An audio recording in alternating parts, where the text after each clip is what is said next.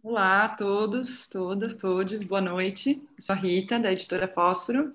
Estou aqui hoje para só abrir essa conversa e logo deixar vocês para ouvir a conversa sobre o lançamento desse livro maravilhoso, O Vento Mudou de Direção, da Simone Duarte, que está aqui conosco. Vai conversar hoje com o Pedro Bial e a Adriana Calcanhoto, a quem eu agradeço muito, os dois, pela presença, pela leitura atenciosa, por toda a sensibilidade na leitura desse livro. Queria agradecer também à Livraria da Travessa, a Ana Cláudia, que nos ajuda a organizar esses eventos. É sempre muito gostoso fazer esses papos com vocês.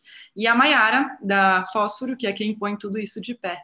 Simone, muito obrigada pela confiança no nosso trabalho, pelo trabalho espetacular que você fez com esse livro. E agora, enfim, a todo mundo uma boa noite e que seja uma ótima conversa. Muito obrigado, Rita. Com certeza será uma ótima conversa, porque o tema da conversa é riquíssimo. Esse é um livro raro, uma espécie de façanha, uma jornalista conseguir fazer um trabalho dessa qualidade. Parabéns, Simone Duarte, muito bom estar com você. Olá, Adriana Calcanhoto, sempre uma delícia conversar contigo, Adriana. É um livro que fala, parece que fala só sobre o... É que nem esse título, né? Um título que só depois que você lê, você percebe que é muito mais... A origem dele é muito mais prosaica do que a metáfora que se anuncia, apesar dela continuar sendo metáfora. Né? O vento mudou de direção. Adriana, eu queria perguntar para você, durante muito tempo, nos Estados Unidos e no mundo, as pessoas perguntavam: o que você estava fazendo? Onde você estava quando morreu John Kennedy? A partir do 11 de setembro de 2001, a pergunta passou a ser: onde você estava? O que você estava fazendo, Adriana, naquela manhã de uma terça-feira, 11 de setembro de 2001? Em primeiro lugar, boa noite a todos. Obrigada pelo convite. Sempre um prazer conversar com você, Pedro. Obrigada, Simone. Estou super orgulhosa. Simone é minha amiga e eu estou assim, inchada de orgulho dela. Estou boba. Obrigada, Fósforo, a Travessa, todo mundo que está assistindo. Então, eu estava na minha casa, no Rio de Janeiro, eu estava a caminho da análise. Eu estava no carro com o motorista e ouvi aquilo pela rádio. E todas as pessoas da minha vida estavam em Nova York naquele momento. A minha empresária, o médico, os amigos, Suzana. Olha, foi um negócio assim, eu falei, meu Deus, e aí não podia telefonar, né? Não podia ligar para as pessoas para saber, foi uma loucura. Então, nesse caminho, assim, ouvindo pela rádio, eu tive uma sensação, assim, será que está acabando o mundo? Será que eu vou sair desse carro e vai ter uma bomba lá fora? Será que vai cair uma bomba no carro? Sabe? Eu fiquei completamente doida, assim. A sensação era essa mesmo. Se isso está acontecendo, para um brasileiro entender, foi mais ou menos o 7-1. Quando a Alemanha fez 7-1 no Brasil, parecia que qualquer coisa podia acontecer, podia começar a sair fogo da grama do Mineirão. A ordem das coisas ficou absolutamente alterada. Nesse tom da leveza, de comparar o 11 de setembro ao 7-1, deixa eu contar a minha experiência naquela manhã. Foi um dos dias em que eu recebi uma das notícias mais maravilhosas da minha vida. Uma das 5 notícias melhores que eu já recebi na minha vida. Eu fiquei sabendo que a Isabel estava grávida do José. Eu era casado com a Isabel e chegou o resultado da gravidez naquela manhã. E hoje se fala muito em negacionismo, né? A negação é o sentimento mais imediato, bruto do ser humano diante de acontecimentos dessa monta. Eu lembro que a Isabel me chamou a atenção: Pedro, olha isso. Mostrou para a televisão. Eu olhei a torre em chamas. A torre em chamas. Assim, tipo, eu me recusei. Assim, uma vez uma pessoa morreu na minha frente. Eu também agi assim, fingi que não tinha morrido. Continuei ali, poxa, não vai morrer. Denial, né? Aí também tinha um compromisso prosaico assim, um dentista ou alguma coisa assim. Falei, vou jogar no bicho. E pensei, poxa, uma bomba em Nova York. Nova York, maçã, Big Apple, maçã, porco, maçã na boca do porco. Joguei no bicho, deu porco na cabeça. Isso foi assim inesquecível. Bom, falamos de onde estávamos. Eu, Adriana, agora Simone, você estava lá e você era sempre de chegar mais cedo que todo mundo, ser a primeira a abrir o escritório de manhã. Não, às vezes eu fazia olá, Deixa eu boa desculpe, noite. Simone, só uma coisa. Simone Duarte era chefe do escritório da TV Globo, né, em Nova York, naquela ocasião. É por isso que eu esqueci de dar a informação básica, né? Bem, boa noite. Obrigada, Pedro. Obrigada, Adriana. Obrigada, Travessa. Obrigada, Fósforo. Eu era a voz que vocês estavam ouvindo, não no carro, mas na televisão. Então, durante muitos anos, quando começava essa história, onde é que você estava, né? Todo mundo contava aquela história, porque todo mundo... Há uma sensação geral que você participou da história, né? Todo mundo tem essa sensação, porque 2 bilhões de pessoas assistiram aquilo ao vivo. Só que quando eu digo, não, eu era a voz que provavelmente você estava ouvindo, e tinha até aquela brincadeira, não, mas eu dizia, você não me conhece, mas conhece a minha voz, provavelmente, se você é brasileiro e se você estava ligado na televisão. E aí as pessoas meio que param e... Falei, então era você? Ah, então até que eu reconheci sua voz. Ou seja, eu estava lá quando tudo começou, né? Não lá, mas na redação da Globo. Eu tinha chegado um pouco mais cedo, eu, em geral, dependendo da época do ano, eu fazia até a reunião de casa, mas nesse dia eu não tinha matéria para vender para o Jornal Nacional. Então eu cheguei mais cedo, estava eu e a Simone Burgos, que era arquivista, e estávamos as duas no escritório. Um dia sem assunto. Era um dia sem assunto. Eu tinha um problema nesse dia, que eu não tinha assunto. E depois eu fiquei durante 2 meses, 24 horas, o satélite aberto para o Brasil. Mas nesse dia, então eu e a Simone, quando começam a entrarem assim, os monitores das agências internacionais, ou seja, a gente via o material, né, bruto, né, não era um material editado já na televisão, e a Simone olhou, eu olhei para lá, eu falei, o que está acontecendo? E no que a gente está nessa do que está acontecendo, e o telefone vai tocar, vem o segundo avião. E aí já era Brasil, telefone, quem entra, onde é que está o repórter? Ah, entra você. E aí eu entrei a vivo com o Carlos Nascimento, que o Carlos Nascimento já tinha entrado num plantão, aí ele fica no plantão e aí me chama e a gente começa a falar. Mas ao mesmo tempo que eu falava, eu tinha que chamar o escritório inteiro para trabalhar, né? E aí ligava para os jornalistas enfim, e tentava saber o que estava acontecendo, aí ligava todos os monitores da televisão e muitas vezes eu só narrava, por exemplo, as buzinas ou a sirene passando. O escritório ficava entre 54 e 53, se não me engano, na Terceira Avenida, ou seja, uns 70 quarteirões lá do World Trade Center, então você ouvia o barulho das sirenes. Então, na realidade, tem um momento que a gente não sabia nada do que estava acontecendo. Então, ou você tentava ouvir uma televisão, um canal americano, que também não sabia nada do que estava acontecendo, então era inútil, ou você meio que... as sirenes, ninguém sabe o que aconteceu, e agora outra imagem, e aí eu lembrei, não, teve um atentado. Aí eu lembrei, mas daqui a mais ou menos 10 anos atrás, na realidade tinha sido em 93, a gente estava em 2001, você ia mesmo com a sua memória, porque você não tinha o que dizer, né? E, ao mesmo tempo, eu tinha que chamar a redação inteira para vir trabalhar. Então,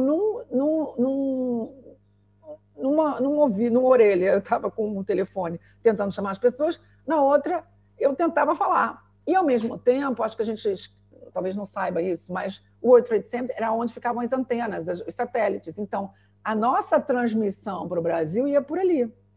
Então, e todas digamos assim, os sinais de celular ficaram mais fracos, era mais difícil você falar com as pessoas. E quando o prédio cai, aí fica mais difícil mesmo. Então, por isso que nós demoramos, eu fiquei muito tempo na voz, né, até que a gente conseguisse, que o nosso engenheiro conseguisse uma maneira de mandar o sinal para o Brasil com imagem que a gente só consegue mais ou menos na hora do jornal hoje. Acho que era isso. Lembrando que essa não era a sua prática profissional, você era de trás das câmeras, das câmeras, das pretinhas, e tecnicamente você se saiu muito bem falando ali. Muito repórter ali não teria segurado aquela... Não vou dizer isso, Mas teve gente que me disse, você parecia uma locutora de rádio. Eu já fazia algumas aparições na Globo News, mas era algo tipo esporádico. E depois o meu chefe disse, você não quer aparecer amanhã no jornal, no Bom Dia Brasil? Você não quer ir ao ar? Que deveria ser o sonho, né, da maior parte das pessoas que fazem televisão, elas querem, né, enfim, serem repórteres de vídeo. E eu pensei e disse assim, ou eu coordeno ou eu apareço. Não dá para fazer as duas coisas. Eu disse, não, obrigada, mas eu vou ficar na coordenação.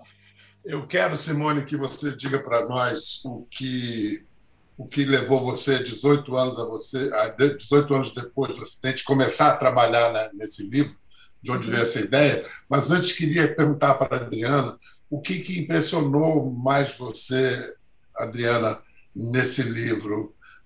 O que ele tem de tão singular e impactante para você? Eu acho, Pedro, que é a originalidade, sabe? Porque é um tema dificílimo e ela consegue uma coisa num formato que não é um formato. O formato do livro é o formato que o livro precisou ter. Não é, é impressionante isso, a invenção que ele é, o frescor, assim, né? Porque você não começa ali dizendo, isso aqui é aquela estrutura e tal. Não, tem coisas, a própria locução, né? E depois, no final do livro, ali, aqueles detalhes sobre os países, é uma coisa, para mim, não parece com nada. Isso é incrível, isso eu acho muito... E a outra coisa ela só consegue fazer esse livro porque ela é uma escuta poderosa, né? Ela está aqui transmitindo, ela está falando, ela está escrevendo, mas ela não faria esse livro se ela não escutasse com engajamento, com paciência, com compaixão, com amor, enfim, com a paixão dela pelo jornalismo e pela antropologia, pelas pessoas, né? Eu acho incrível, eu fiquei muito impactada. E eu vi o livro nascer, né? Eu vi o livro nascer quando ela começou a pensar em fazer ou não. Eu fui das pessoas que disse tem que fazer. Se você intui que você tem que fazer, você precisa fazer. Eu acho que a gente só faz uma obra desse tamanho, um livro desse, por necessidade, não é só desejo, necessidade. Por que você precisava, Simone, fazer o livro? Olha, eu tenho refletido muito sobre isso, por causa das perguntas que me têm feito nos últimos dias. E eu vou ter que voltar um pouco antes de 11 de setembro, porque eu acho que eu descobri um pouco esse caminho. Em novembro de 1999, eu fui para Timor-Leste. Fui convidada pela ONU para ir para Timor-Leste, para ver um país nascer. Ou seja, a construção de um país, que é isso que a gente fala tanto, os americanos falam nation building, né, que eles falam, que é o que teria sido feito no Afeganistão, ou que estariam fazendo no Afeganistão, eu vi em Timor, né? E eu sempre, desde 13, 14 anos, não me pergunte por quê, além de querer ser jornalista, de querer ser correspondente internacional, eu sempre fui uma fã do multilateralismo. A Internacional era a parte do jornal que eu lia. Eu sempre acreditei em escutar todo mundo, em falar com toda a gente. Então, eu vou para Timor e eu trabalho, né, mesmo indiretamente ou diretamente, com Sérgio Vieira de Mello. Então, eu vejo como é que ele trabalha, né? Que é escutando todo mundo. É o cara que foi no Camboja e escutou o Khmer Vermelho, né? Que foi a Bósnia, escutou o Slobodan. Então, eu vejo como é que é a ONU no campo, né? Com os seus problemas e suas virtudes, mas vejo como é que é o trabalho multilateral. Eu viajo à Síria e a esses países em junho de 2001. Então, em setembro de 2001, acontece 11 de setembro. E eu começo a ver, naquele dia, eu tive a sensação, né, que algo ia mudar, e eu acho que eu já falei isso para o Pedro, e no livro eu não falo isso, mas os dois momentos da narração e da transmissão que eu percebi, quer dizer, quando o Pentágono é atacado, eu percebi que aquilo era um turning point, né, como a gente diz, era uma viragem. E depois, quando a torre cai, são os dois momentos para mim na narração, porque eu só entro depois do segundo avião ser atingido. Mas eu acho que simbolicamente o Pentágono para mim foi muito forte. E depois a torre caindo, que até minha voz, você percebe na voz que né, o que acontece. Então, ali eu comecei a ver o mundo. A gente já acha que o mundo melhorou, mas em termos de multilateralismo foi o contrário, né? Foram decisões unilaterais, foram invasões, ocupações. Chega 2003, quando os Estados Unidos decidem atacar o Iraque, que nada tinha a ver com o 11 de setembro, né? E o Sérgio Vieira de Mello, com quem eu tinha trabalhado em Timor, morre nas Nações Unidas, com todo mundo que estava na ONU, com mais de 21 pessoas, e depois continua o Estado Islâmico, piora no Afeganistão.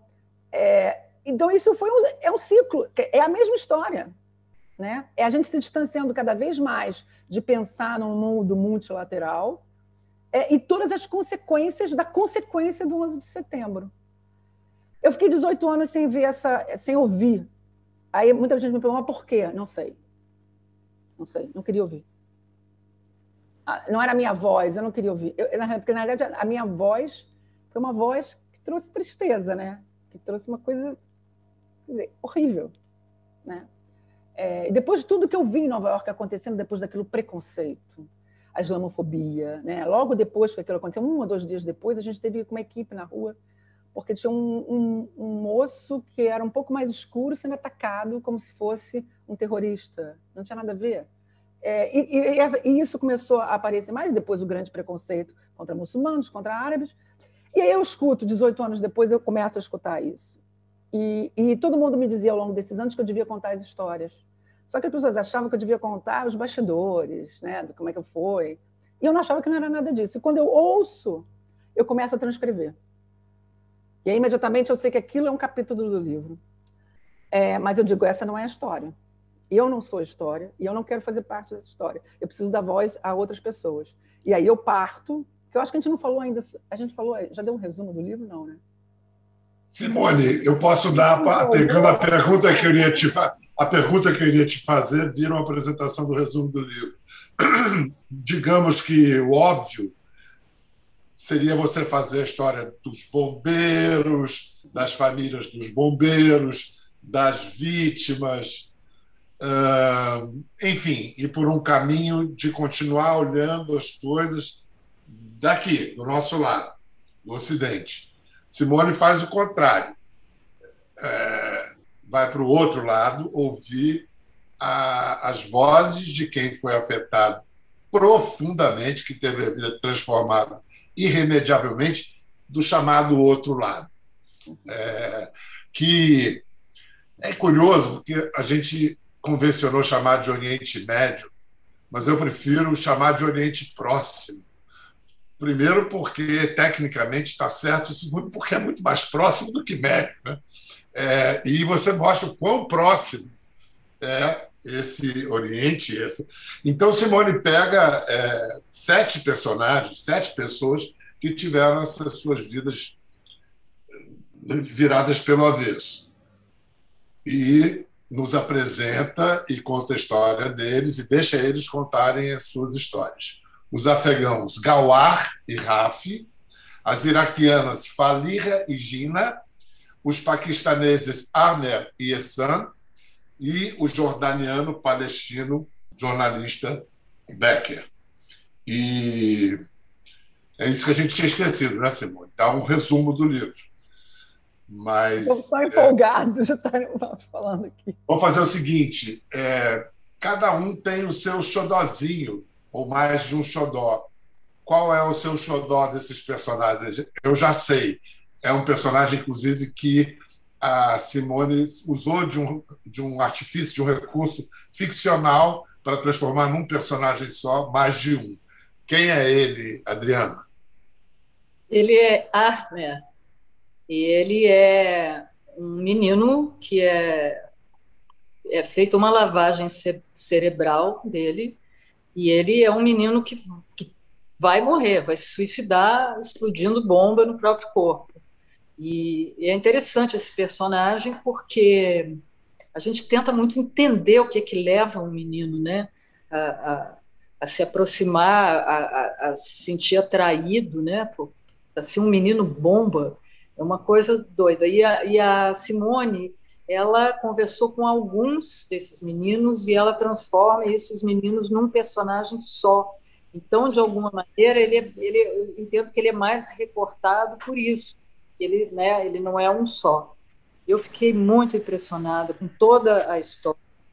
né? Quando ele, eu também não quero dar spoiler, mas quando ele fraqueja, quando ele perde a coragem, aquilo ali é muito impressionante, assim, para mim. E depois a fala, no final, ele na voz dele, uma coisa assim, chocante, né? Coragem é a palavra, Simone?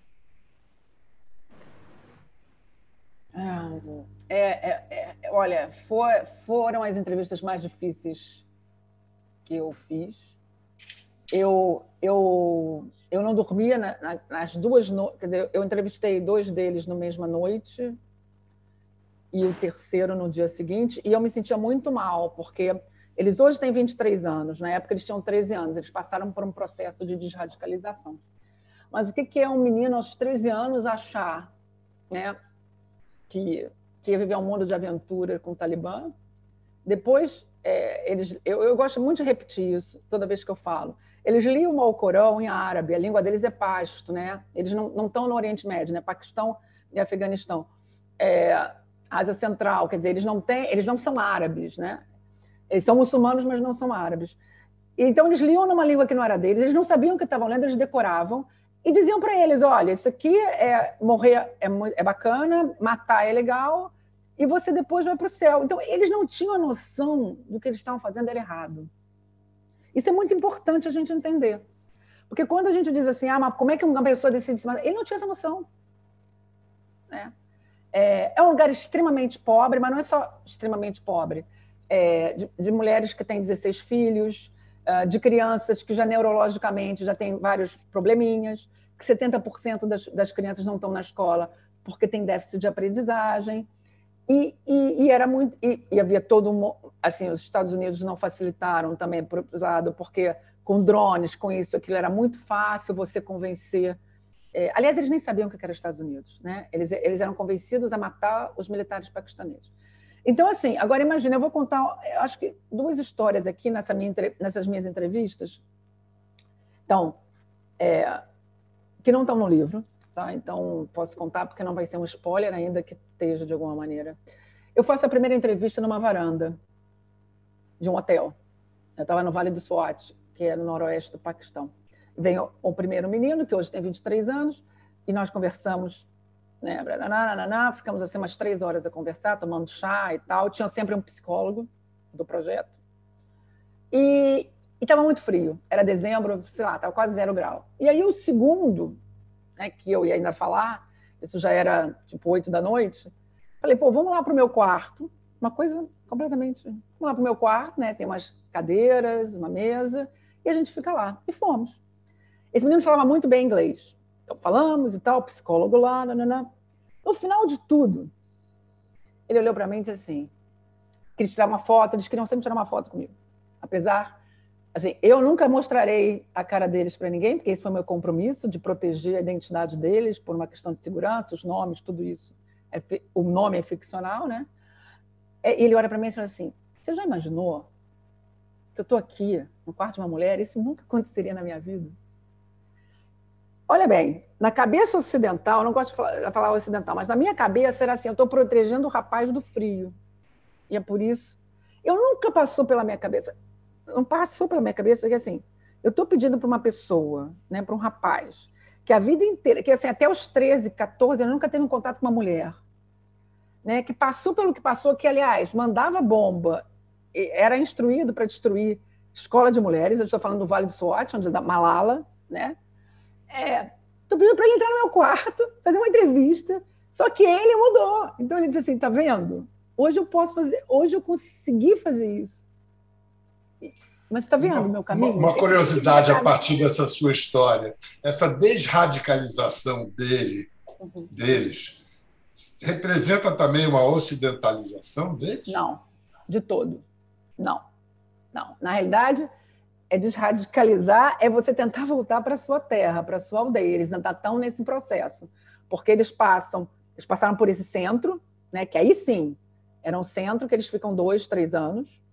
E depois, quando eles saem desse centro, para mim começa a parte mais difícil, que é você voltar, e você começa num centro de monitoramento, né, que a gente fala, monitorar esses meninos. Só que as famílias não aceitam, porque eles eram ligados ao extremismo, ou a família ainda é ligada ao extremismo, então eles não podem voltar para a família, ou a família não sabia o que eles estavam fazendo, ou a casa da família foi destruída pelo exército porque eles eram extremistas. Então, tem ali várias situações.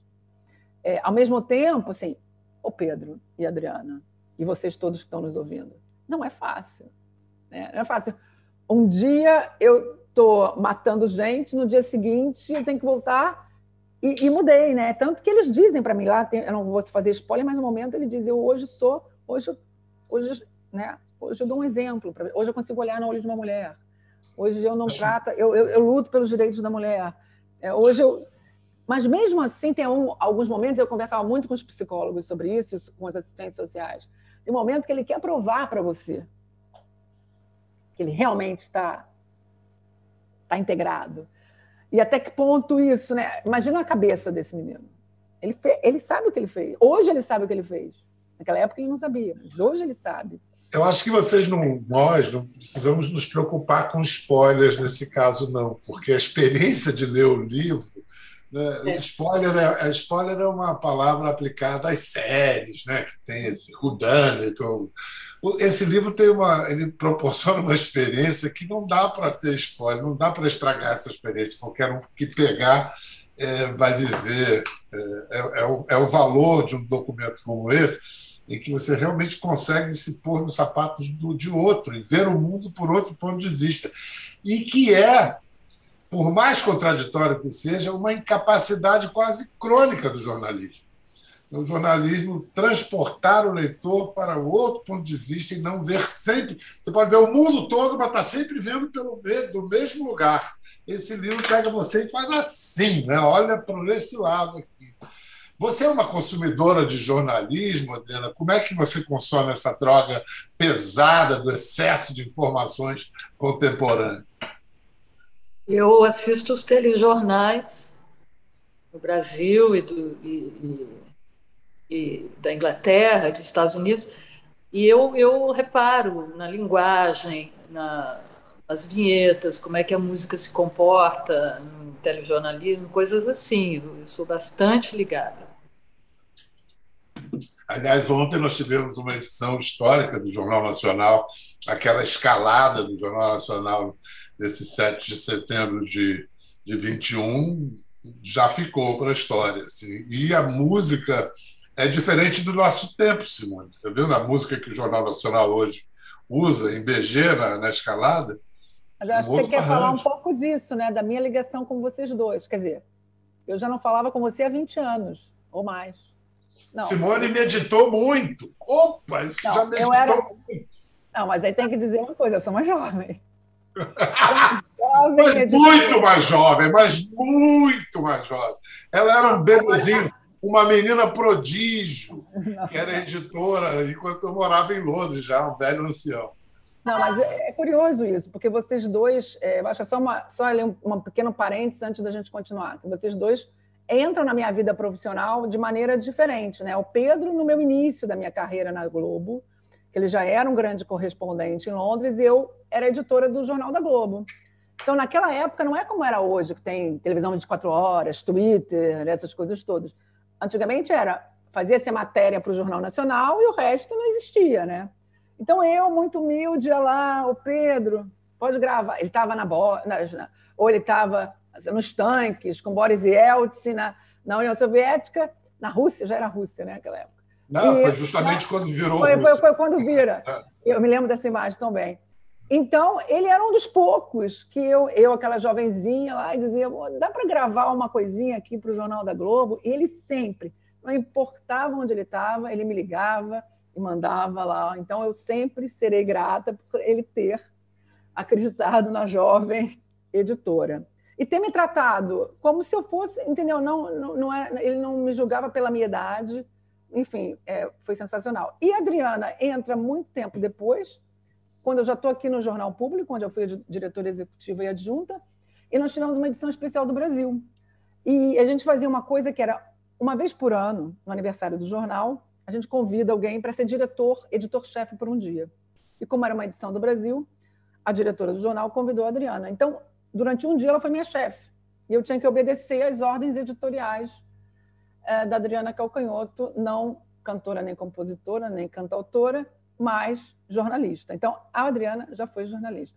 Mas fiz esse pequeno parêntese, e eu não falava com o Pedro há 20 anos, então fiquei muito surpresa quando o Pedro leu, e não só gostou, quando eu recebi uma ligação, ó, vai ao Conversa com o Biel, eu falei, caramba, então ele deve ter gostado mesmo.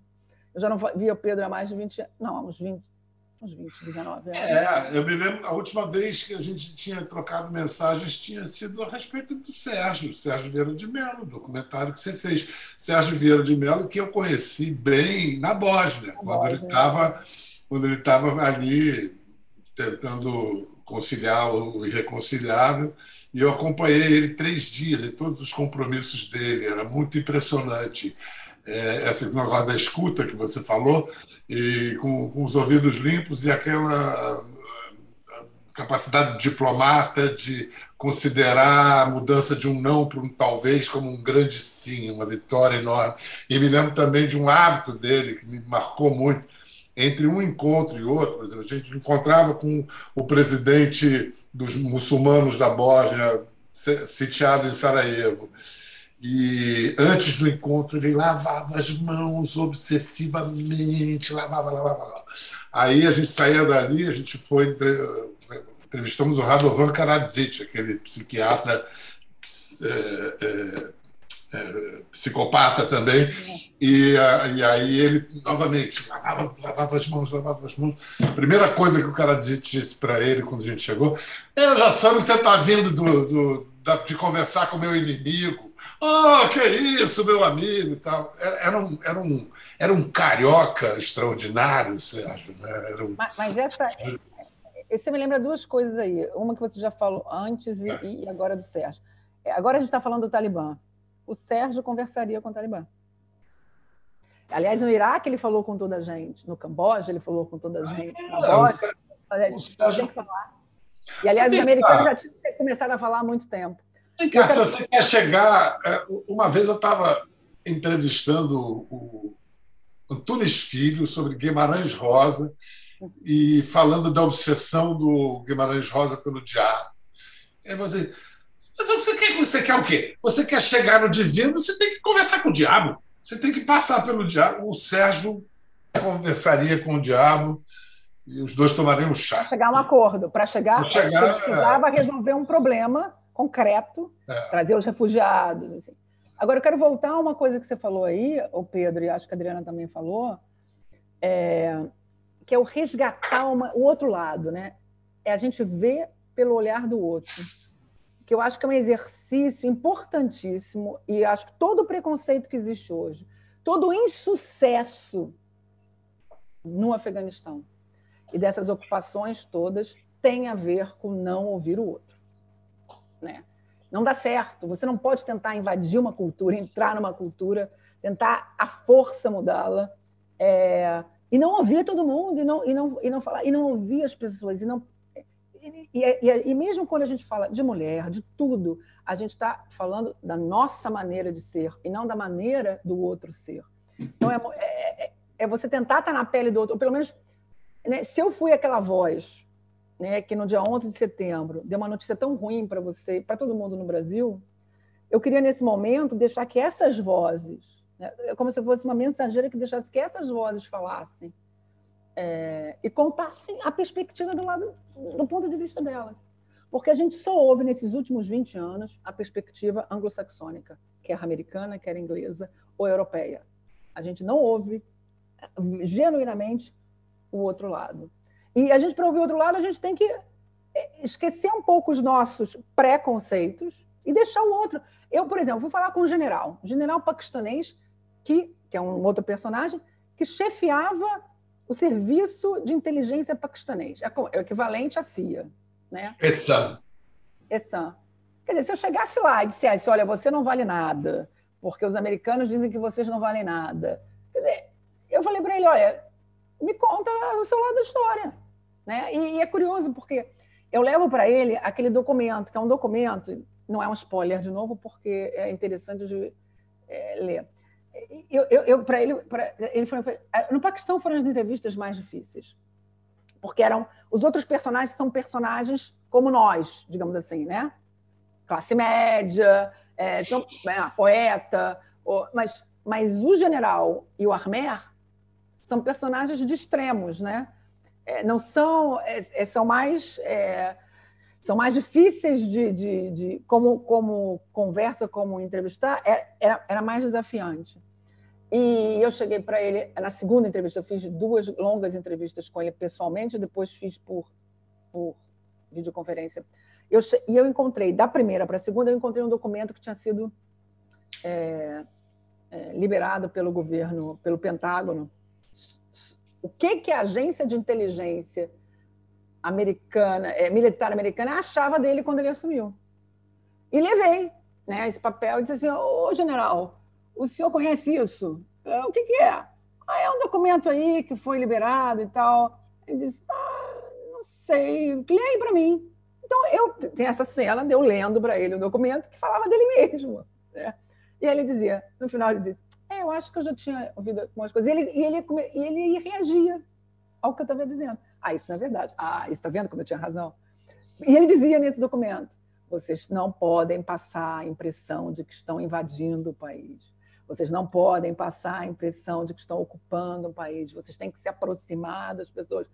Ou seja, a agência militar americana de espionagem falava isso dele, entendeu? Olha, eu falava: vocês têm que conversar com o Talibã. Estava lá escrito. Isso no um documento de 7 de outubro, ou seja, do dia que eles invadem, e que ele era um liberal, né, que ele não era conservador e tal. Então, isso me ajudou muito a desconstruir o personagem, né? Porque você vai... Eu não queria... Porque se eu tivesse indo falar com o diretor da CIA, quer dizer, um espião é treinado a não falar, né? Não vai contar os segredos. A priori, né, eles são treinados para isso. Então, eu não ia numa de jornalista investigativo, que eu quero que ele me revele o que ele nunca revelou ao longo de 20 anos. Olha, general, vamos aqui conversar. Aí ia lá, vinha um garçom, vinha digamos, como é que se diz? Não era bem um mordomo, mas vinha um empregado, servia, e nós ficávamos tomando chá, com leite, aí ligava o telefone de Washington, aí dizia: tá vendo? Esse aqui frequenta Hillary Clinton frequenta a casa dele. Ele está aqui me ligando.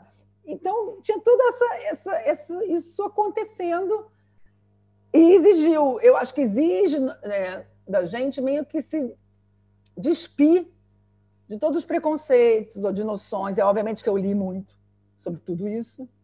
Eu fiz muita pesquisa. Eu fui ao um museu de televisão em Nova York, vi várias fitas da época. Eu mesmo tinha os jornais todos da época, porque eu tinha o New York Times do dia 10, do dia 11, do dia 12. Eu era assinante, eu guardei tudo isso. Eu guardei tanto aquele capítulo da véspera, é muito baseado, começa por causa do New York Times do dia 11, que é assim, o New York Times, se você tem o New York Times do dia 11 e do dia 12, o mundo mudou, né? E eu tenho esses dois. E depois também tem o New York Times do dia que o Saddam é capturado. Tenho todas as revistas da época, com a capa, New Yorker, todas elas. E eu guardei aquilo, é curioso, você me perguntou, quando é que você sabia que ia fazer esse livro?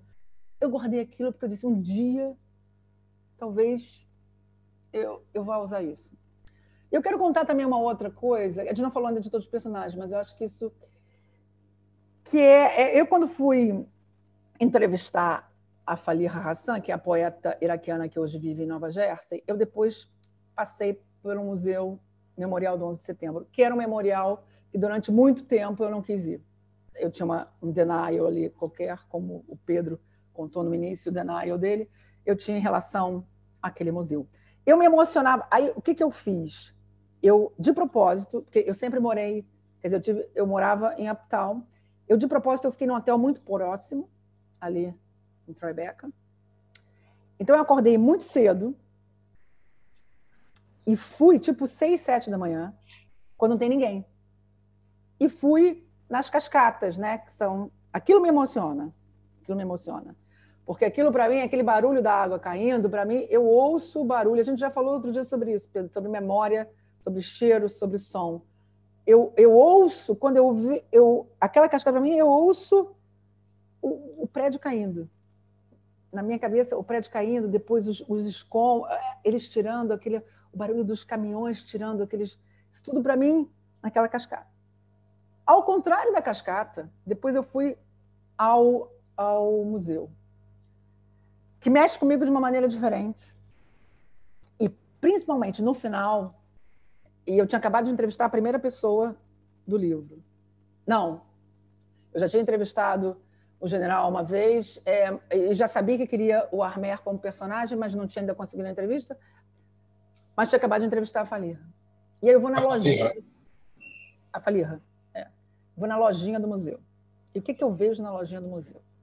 Além de bandeiras americanas Swarovski, ursinho de pelúcia de bombeiro e caderninho com a cara do Osama Bin Laden. Por que uma pessoa vai querer um caderninho com a cara do Osama Bin Laden? Por que tem que ter um urso de pelúcia, um teddy bear com...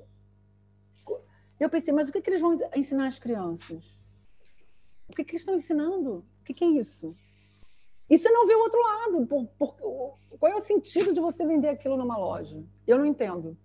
Aquilo me deixou muito...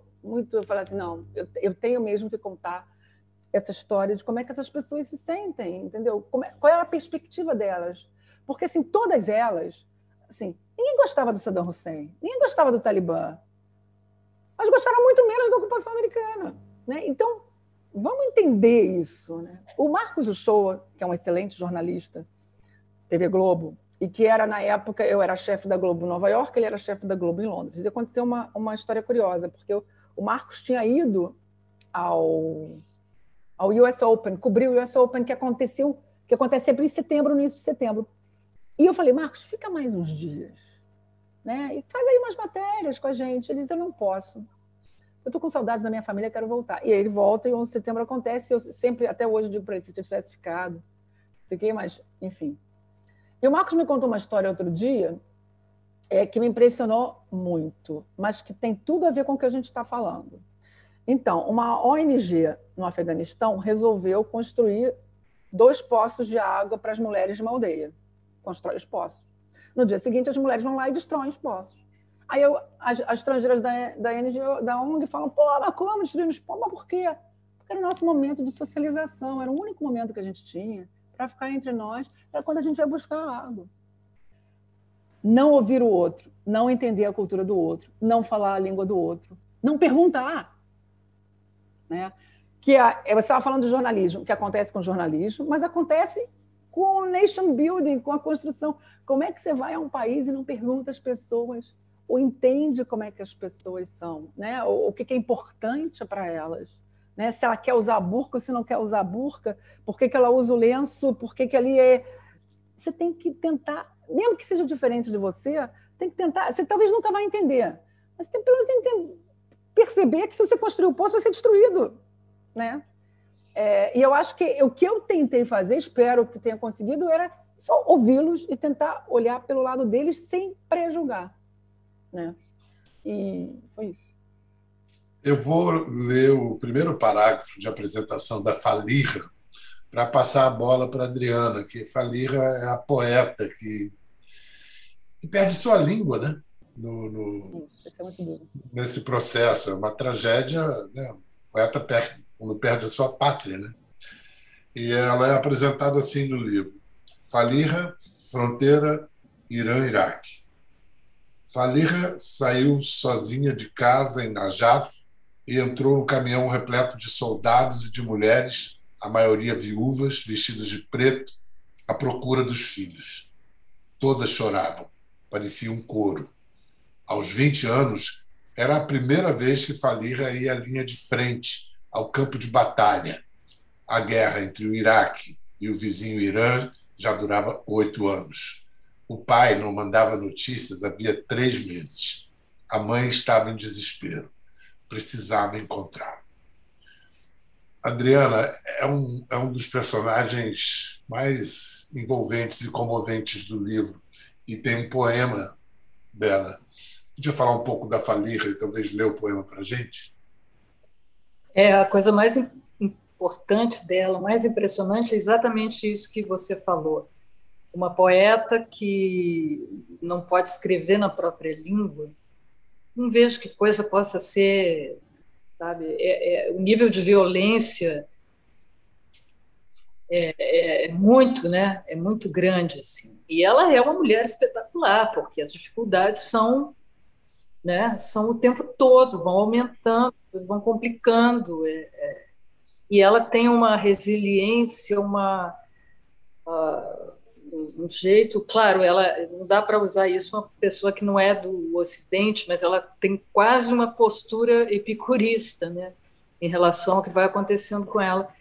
E é muito impressionante, para mim, muito impressionante. Uma poeta que, como você disse, perde a língua, né? Então ela perde a matéria-prima dela, basicamente. Na página 130, o capítulo termina com um poema dela, no original, When I Drink Tea in New Jersey. Quando bebo chá em Nova Jersey. É do livro Out of My Transformation, Poetry by Faliha Hassan, Arte da Minha Transformação, poesia de Faliha Hassan, e a tradução é da Mariana Correia Santos. Quando bebo chá em Nova Jersey. Como uma menina que escreve poesia sobre um menino que nunca conheceu. Meu dia repousa, com todo este desapontamento, a contar breves. Lembro-me de minha mãe, usando o cheiro das cebolas para derramar lágrimas na cozinha, pela ausência de meu pai, que ganhou a vida, guerra após guerra, sempre que usou seu cinto militar. Seu desejo era que a guerra fosse apenas um sapato velho, que pudesse tirar do pé assim que sentisse vontade, e que não exigisse a preocupação com consertos no sapateiro. Lembro-me de meu irmão, que costumava perguntar em suas cartas: quando a guerra vai entender que não somos bons em lidar com a morte? Lembro-me de nós há 40 anos. Éramos crianças, tão crianças, com roupas e corações coloridos. Bastava que víssemos um balão para cairmos na gargalhada. Lembro-me agora de tudo isso, quando bebo meu chá e pratico a solidão.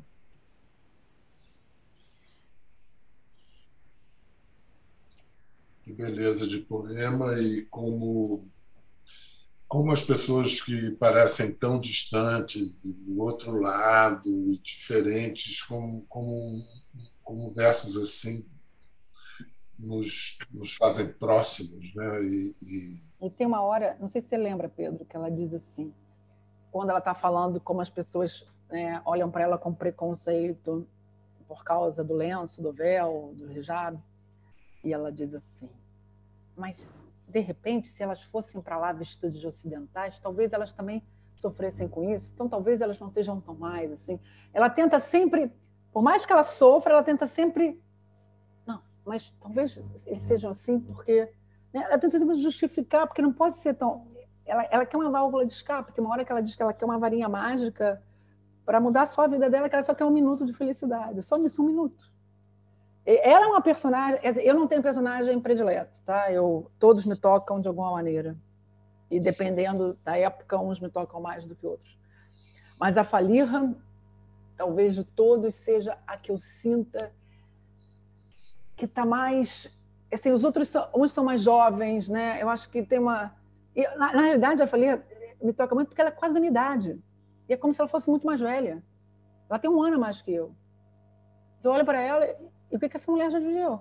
E o desespero naquele apartamento no subúrbio de Nova Jersey, é a coisa mais classe média americana, baixa, com todos os preconceitos possíveis e imaginários. O bullying da vizinha.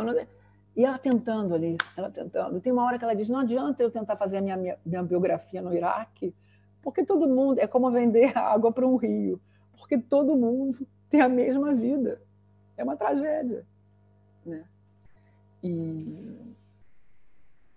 Agora, eu acho que tem uma coisa... pensando assim, se alguém pensasse, vamos fazer esse livro, né? Vamos mandar uma pessoa entrevistar essas pessoas. Ninguém mandaria uma mulher, ninguém mandaria uma mulher branca, ninguém mandaria uma mulher branca de olhos azuis, entendeu? E você está lá ouvindo as pessoas, é um negócio tão assim inesperado. Sabe o que eu acho mais incrível? Elas terem confiado em mim. Por que elas confiaram em mim? Isso eu me pergunto. Porque eu era uma estranha. Eu acho que no caso das mulheres é por sororidade, qualquer coisa assim. Mas o general, o menino bomba, é muito impressionante. E isso é por causa da sua escuta, porque tem ali uma coisa que eles não querem ver, uma mulher ocidental, branca, de olho azul. Mas você estabeleceu uma coisa e tirou deles um negócio muito importante. Então, eu fico pensando nisso, que coisa mais improvável, né? E a gente já está caminhando para uma conclusão. Eu tenho uma pergunta para você, Pedro, porque todo mundo fala aqui. Não, a Adriana falou que o que mais impressiona é você. Para você, eu tenho uma identificação. Eu acho que tem vários momentos em que me comoveu o livro, mas eu tenho uma identificação com o Becker. A gente não falou dele aqui, né? A gente não falou, é um jornalista que entrevistou o Bin Laden, na última entrevista que o Bin Laden deu antes dos ataques, avisou que no livro, vou ler então esse trechinho, ele narrando no livro esse encontro com o Bin Laden em junho, eu acho que junho de 2021. 2001. Lá no meio da sala, à minha espera, estava um homem muito alto, vestido com a taub, a túnica árabe, um turbante branco na cabeça e uma K-74 a tiracolo. Osama Bin Laden me abraça e cumprimenta calorosamente, dá boas-vindas junto a dois egípcios, Ayman al-Zawahiri, o número 2 da Al-Qaeda, e Mohammed Atef, que havia tomado café da manhã comigo. Não esqueci o que Mohammed Atef, o comandante militar da Al-Qaeda, disse na despedida. O negócio de caixões vai prosperar nos Estados Unidos. Bin Laden despediu-se e avisou que ia me convidar para uma nova entrevista depois do prometido ataque. Se algo grande acontecer, estarei escondido nas áreas tribais do Paquistão. É lá que você vai me entrevistar. Ele era um jovem jornalista ainda nesse momento, né? E com muita coragem. No livro você depois descobre que ele pagou um preço altíssimo por essa notoriedade adquirida com a entrevista do Bin Laden. Foi sequestrado por um grupo separatista na Indonésia, né? Não, Filipinas. Ficou 2 anos sequestrado. E é um sujeito de uma doçura, um homem bonito, delicado. E ele é da Jordânia, que é o país talvez onde eu passei mais tempo nas minhas viagens. Palestino, eu acho que isso é muito importante. Como por quase. Isso que o Osama o chama. Também como tem muita gente na Jordânia, né? Exatamente, mas isso que você falou agora, o que me impressionou quando eu conheci o Becker foi como ele era calmo. Não era calmo, é mais do que calmo. Ele tinha alguma. Antes de eu saber que ele tinha sido sequestrado, ele tinha uma aura qualquer, alguma coisa assim. Esse homem não é normal, tem alguma coisa que nele. E aí, quando ele me conta, né, o que aconteceu com ele, eu falo, bem, agora isso explica, porque ele estava sempre no grupo, eu conheci ele num grupo, num workshop, ele estava sempre assim. Sabe quando uma pessoa paira? Essa coisa que você falou, essa delicadeza, que você não sabe de onde vem. E ele era um homem que fazia halterofilismo. Não combina, né? E depois também escreve poesia. Ele tem assim queria ser matemático e físico, então tem assim uma mistura e ao mesmo tempo tem aquela coisa de quem passou por alguma coisa, que é o que ele passou, né? E ele traz, assim como você falou muito bem, que essa história é uma história que não começou no 11 de setembro, uma história que, como sempre o jornalismo, para criar a notícia, tem que negar a história, frequentemente, essa história continua e a atualidade dela é tão trágica que agora está acontecendo no Afeganistão, a retirada dos americanos e essa nova Que não vai durar 2 minutos na televisão. Agora, já, se você abre jornais, já não tem mais isso, mesmo New York Times.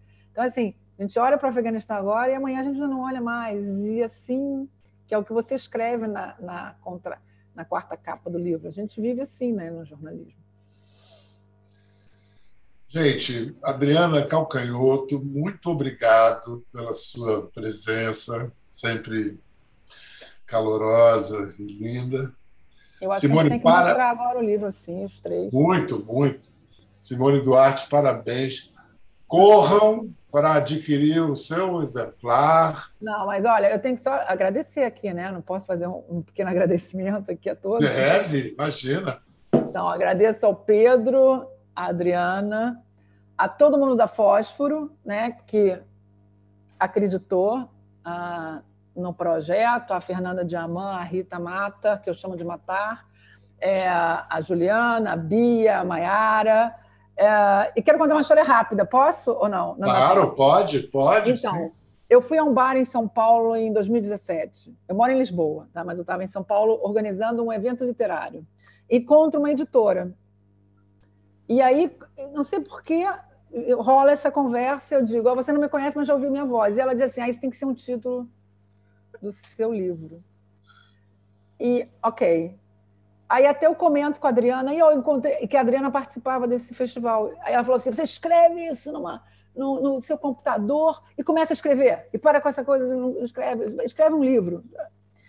Bem, o tempo passou, o livro não fazia sentido esse título, era o contrário do que eu queria fazer, né? Porque eu não queria chamar atenção para mim, era a voz dos outros. E eu termino o livro em março de 2021, já tinha contactado a agência RIF, a Lúcia RIF, e ela disse, olha, eu vou mandar para uma editora nova que está sendo criada, chamada Fósforo. Falei, poxa, da Rita Mata.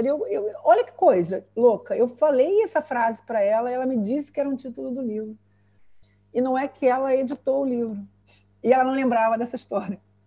Ela não lembrava que ela tinha escrito essa frase. Então, para concluir, eu vou dizer que pode não ser o título, mas com uma leve adaptação é o livro, que é assim, você não me conhece porque não conhece a minha voz. E você dá a voz para conhecer a voz desses 7 personagens que a gente só não conhece porque a gente não escuta. E você escutou para nós. Obrigada. Valeu, Simone. Valeu, Adriana. Todos, Livraria Travessa, Fósforo. Isso aí. Obrigada a todo mundo que ouviu, né? As melhores casas do ramo, hein, gente? Que venda como bolinhos quentes. Obrigada. Valeu. Tchau.